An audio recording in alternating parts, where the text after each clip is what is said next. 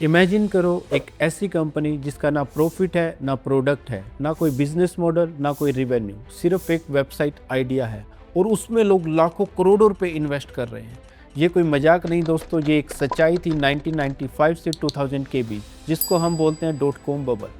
तो आज की इस वीडियो में हम जानेंगे कि डॉट कॉम बबल क्या था, डॉट कॉम बबल कैसे बना, क्या रीजन था इसके पीछे और डॉट कॉम बबल फूटा क्यों, इन्वेस्टर को इससे क्या सीख लेनी चाहिए और क्या आने वाले टाइम में भी इस तरह के बबल बन सकते हैं। तो आइए देखते हैं। डॉट कॉम बबल एक ऐसा टाइम जब इंटरनेट कंपनीज के स्टॉक बिना किसी प्रॉफिट, बिना किसी रिवेन्यू, बिना किसी बिजनेस मॉडल के स्काई रॉकेट हो रहे थे। लोगों को लगता था कि जो भी कंपनी जिसके पीछे डॉट कॉम लिखा है वो फ्यूचर की अमेजोन या गूगल बनेगी। इसीलिए इन्वेस्टर्स ने अंधाधुंध पैसा डालना स्टार्ट कर दिया इंटरनेट कंपनीज में, लेकिन रियलिटी में ऐसा कुछ नहीं था। अब हम बात करते हैं कि ये बबल कैसे बना और इसकी शुरुआत कैसे हुई। हम चलते हैं 1990 में, इंटरनेट की दुनिया का वो दौर जहां इंटरनेट की शुरुआत हुई। 1989 में वर्ल्ड वाइड वेब आया और 1993 में इंटरनेट को यूजर फ्रेंडली बनाने के लिए वेब ब्राउज़र को लॉन्च किया गया।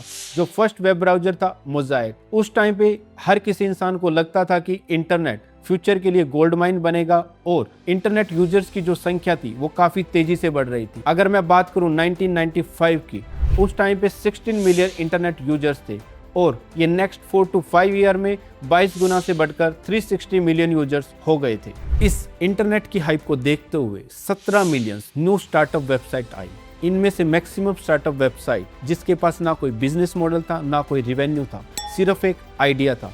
उस आइडिया के बेस पे उन्होंने अपनी मार्केटिंग और एडवर्टाइजमेंट करके इन्वेस्टर से फंड उठाना स्टार्ट कर दिया। इन्हीं वेबसाइट में से कुछ ने वेंचर कैपिटल से पैसा उठाया और कुछ ने अपने आईपीओज लॉन्च किए। अगर मैं बात करूं एक कंपनी जिसका नाम लैंडस्केप, जो एक वेब ब्राउजिंग कंपनी थी, 1995 में उसका आईपीओ $11 पे लिस्ट हुआ और सेम डे $70 तक पहुंच गया। अगर मैं बात करूं अमेजोन की, 1997 में आईपीओ आया और उसका आईपीओ 31% तक बढ़ गया। अगर मैं बात करूं पेट्स.com, 1999 में $11 पे लिस्ट हुआ और सेम डे ही $70 तक पहुंच गया। एक तरफ इन कंपनीज की एक्सपोनेंशियल ग्रोथ और दूसरी तरफ मीडिया हाइप। मीडिया ने भी इंटरनेट को फ्यूचर का गोल्ड माइन बताया और उन्होंने बिलियनरीज और मिलियनरीज के इंटरव्यूज लेना स्टार्ट कर दिया, जिससे इन्वेस्टर के मन में फोमो क्रिएट हुआ कि वो लोग रह गए हैं बिना पैसा कमाए और लोगों ने पैसा कमा लिया है।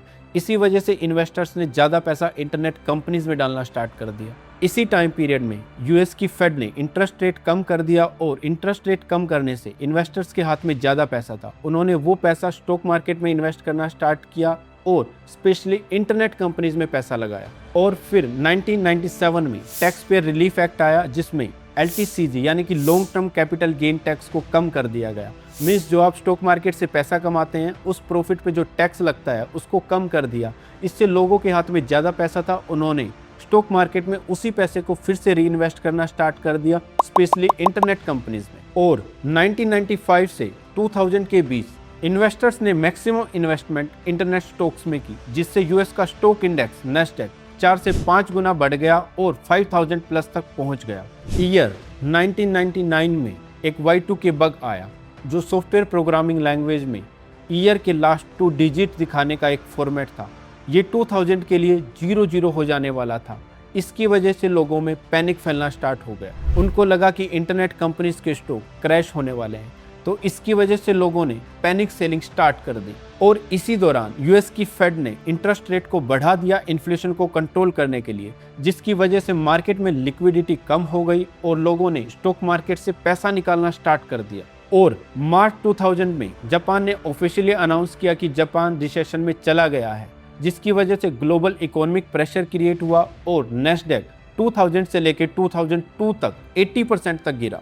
इन्हीं रीजन की वजह से जो बबल 1995 से 2000 के बीच बना था वो नेक्स्ट 2 ईयर में कंप्लीटली ब्लास्ट हो गया। ये था दोस्तों डॉट कॉम बबल की कहानी। तो डॉट कॉम बबल की कुछ सर्वाइवर कंपनीज भी थी जो फ्यूचर में जाके बहुत बड़ी कंपनीज बनी, जैसे Google, Amazon, Yahoo and eBay. तो इन्वेस्टर को इसमें से क्या सीखने को मिलता है कि कंपनी के प्रॉफिट मैटर करते हैं, सिर्फ ग्रोथ नहीं। वैल्यूएशन ओवरहाइप हो सकती है, ट्रेंड के पीछे मत भागो। तो ऐसी और वीडियोस के लिए भारत कैपिटल क्लब को सब्सक्राइब करें। Thank you.